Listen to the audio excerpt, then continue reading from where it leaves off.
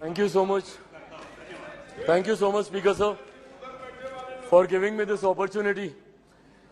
Sir, इस सदन में आए अविश्वास प्रस्ताव के विरोध में अपनी बातों को रखने के लिए मैं अपनी पार्टी लोक जनशक्ति पार्टी रामविलास की तरफ से सर मैं खड़ा हुआ हूं।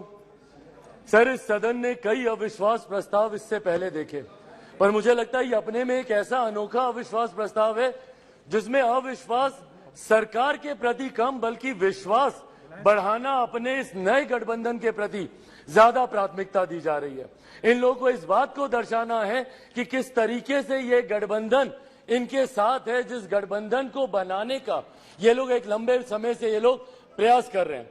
सर, ये अविश्वास प्रस्ताव पे चर्चा हो रही है। सर, यकीनन सरकार की उपलब्धियों को बताना भी जरूरी है, पर उससे पहले जिस उद्देश्य के साथ इस प्रस्ताव को यहां पर लाया गया है मणिपुर को लेकर, उस पर सर मैं जरूर अपनी बातों को यहां पर रखना चाहूंगा।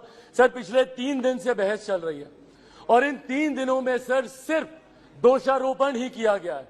सिर्फ यहां पर बातों को दोष लगा लगा कर बताया गया है, किसी ने भी यहां पर समाधान देने का प्रयास नहीं किया। सर, आरोप प्रत्यारोप की राजनीति में मणिपुर के लोग वहां बैठे सुनने का प्रयास कर रहे हैं कि हमारी बेहतरी के लिए आपने क्या किया। सर, कल गृह मंत्री जी ने इतनी खूबसूरती से तमाम पक्षों को रखा और इतनी विनम्रता से उन्होंने सारी बातों को रखा, पर उसके बावजूद सिर्फ दोषारोपण करना। सर, 90 के दशक में भी मणिपुर में इसी तरीके की परिस्थितियां थी। उस वक्त किसकी सरकार थी सर? क्या उस वक्त की सरकार ने मौजूदा सरकार को कोई इनपुट दिया? क्या उस वक्त के सरकार में बैठे लोगों ने कितनी बार इस सदन में चर्चा की? कितनी बार किन लोगों ने उस चर्चा का जवाब दिया? कल तमाम ये बातें आदरणीय गृह मंत्री जी ने रखी।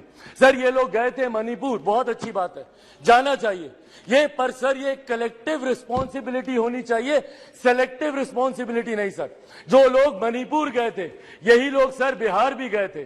बिहार में क्यों नहीं ये लोग गए दरभंगा? क्यों नहीं गए ये लोग अरवल? क्यों नहीं गए ये लोग मुजफ्फरपुर? अभी बछवाड़ा में सर एक छोटी सी बच्ची के साथ दुष्कर्म करके 10 साल की बच्ची, उसको तेजाब छिड़क कर उसको जलाकर मार दिया गया। उसके शरीर को अपने ही घर में 10 फीट गड्ढे में उसको दफना दिया गया। दलित महिला के साथ सर मुजफ्फरपुर में दुष्कर्म करके उसके शरीर को 2 टुकड़ों में काटकर अर्धनग्न व्यवस्था में सर खेत में फेंक दिया गया। क्यों नहीं गए ये लोग वहां पर? अपने गठबंधन को तो मजबूत करने गए, पर क्यों नहीं ऐसे परिवारों से जाकर मिले? तो सर ये सेलेक्टिव रिस्पॉन्सिबिलिटी जब निभाते हैं, सर हकीकत है देश के किसी भी कोने में किसी भी मां बेटी के साथ ऐसी घटना हो रही है तो वो अक्षम्य है, वो निंदनीय है और उसको कोई बर्दाश्त नहीं कर सकता, और उसमें पूरे सदन को सर एकजुट होना होगा। कल गृह मंत्री जी ने जिस तरीके से अपील की, सर पूरे सदन को इसमें एकजुट होना होगा। इसमें आप आइसोलेट करके नहीं देख सकते कि जहां आपकी सरकार है वहां की घटनाओं को आप छुपाएंगे और जहां दूसरों की सरकार है वहां की घटनाओं को आप उठाएंगे। आपको चर्चा करनी होगी बंगाल पर, चर्चा करनी होगी आपको बिहार पर, चर्चा करनी होगी आपको राजस्थान पर, चर्चा करनी होगी आपको कर्नाटका पर। सर ये देश एक है सर, आप इसको ऐसे टुकड़ों में बांटकर आप नहीं आइसोलेट करके आप अपने विषयों को उठा सकते। और यही कारण है सर कि देश की जनता का विश्वास हमारे प्रधानमंत्री आदरणीय नरेंद्र मोदी जी पर हर चुनाव के साथ बढ़ता जा रहा है। और वो दिन दूर नहीं सर, 2024 चुनाव सामने है सर, इसी में देख लीजिएगा 2014 से बड़ा जनादेश 18 में यही सारी बातें हो रही थी, यही सारी बातें 18 में की गई थी। 19 में 2014 से बड़ा जनादेश हम लोग को मिला और 24 में इससे बड़ा जनादेश हम लोग लेकर आएंगे। मैं बिहारी हूं सर, बिहार से कम मैं विश्वास दिलाता हूं 40 की 40 सीटें हमारा एनडीए गठबंधन जीत कर आएगा, इसमें कहीं कोई शंका नहीं है। मैं जमुई का प्रतिनिधित्व करता हूं सर, मेरे नेता मेरे पिता आदरणीय रामविलास पासवान जी की कर्म भूमि हाजीपुर रही है सर। बिहार के हर एक जिले में घुमाओ और वो मेरे विश्वास को बढ़ाता है। आज बिहार के युवा, देश भर के युवा सर देश को दुनिया की तीसरी सबसे बड़ी अर्थव्यवस्था बनते हुए देखना चाहते हैं। 2047 में हमारे देश को एक विकसित देश के तौर पर देखना चाहते हैं, और इस सपने को कोई पूरा कर सकता है तो वो सिर्फ और सिर्फ हमारे आज के प्रधानमंत्री आदरणीय नरेंद्र मोदी जी ही पूरा कर सकते हैं। इसीलिए सर मैं अपनी पार्टी की तरफ से जहां बिल्कुल हराएंगे नीतीश जी को वैसे भी बिहार की जनता नकार चुकी है।